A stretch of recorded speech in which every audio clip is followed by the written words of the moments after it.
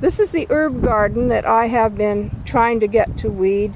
It also has some flowers. Right now it's got a bunch of oxalis here and some wild mustard surrounding it. I've left that as habitat for friendly insects, also because it does keep the bigger thorny weeds that are harder to pull out. We've already pulled out a lot of these weeds, as you can see here. We still have to get these carted away. And these little seedlings down here, you can see a lot of little calendula seedlings. These things reseed like crazy, and you can see I have lots of them that come from plants like this. I'm trying to clean out the dead ones. I just haven't had time. We've got some lily of the Nile here. You can see it's planted in a gopher cage because you can see, if you look carefully, that the gophers think they own this particular herb bed. We have more calendula. You can see that it is just about to reseed and probably has reseeded here. More little seedlings bear testimony to that. And again, you can see fairly fresh gopher holes here. I put a little bubble gum out. I'm hoping it works down the holes, but I'm not sure of the right technique for that yet.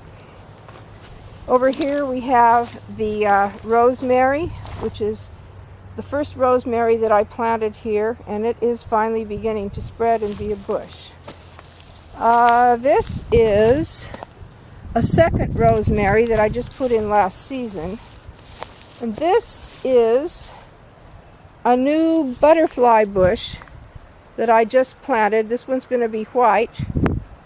It's completely surrounded by this wonderful sage plant, which, if we back off a bit, we can see how large this sage plant is. It's just completely surrounding the garden. The tall plant is a purple butterfly bush, and it will bloom in the summer. I'm trying to keep color here as much as I can all year. Right now I'm letting some of this mustard survive. Over here we have just the common sage, and that's next to the butterfly bush. And it also is a nice bloomer. Very soon I hope I'll have a chance to get over here and weed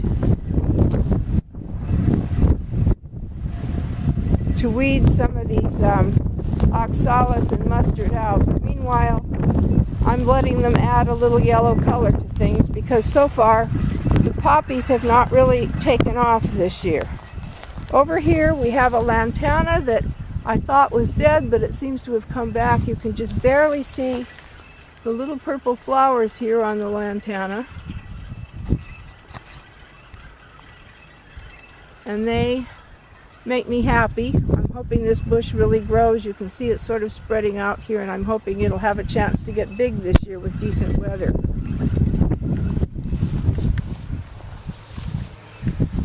Over here we have the lamb's ear that the gophers let survive.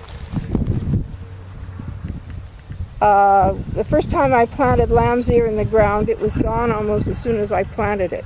Behind you can see some irises that are coming to their end of their season. And we also have one straggling poppy blowing in the wind. This whole place was full of poppies last year, and this is the one that survived. Down here we have another thyme plant. Let's see what... This is a lemon thyme. We have some society garlic here next to it. Some more lilies of the Nile. I think they're lilies of the Nile. They also could be the end of the daffodil. Sometimes it's hard to tell. And then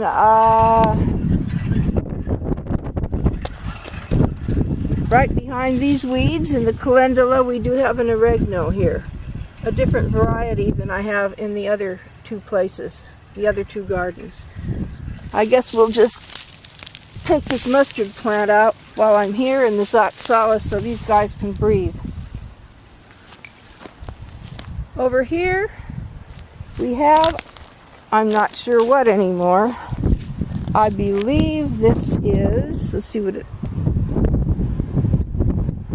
this is marjoram. I'm pretty sure this is marjoram.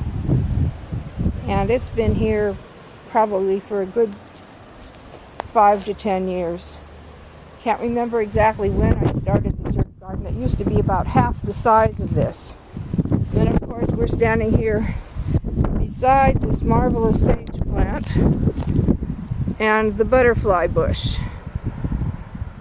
If anybody needs a start for sage, I've got all kinds of sage of different kinds.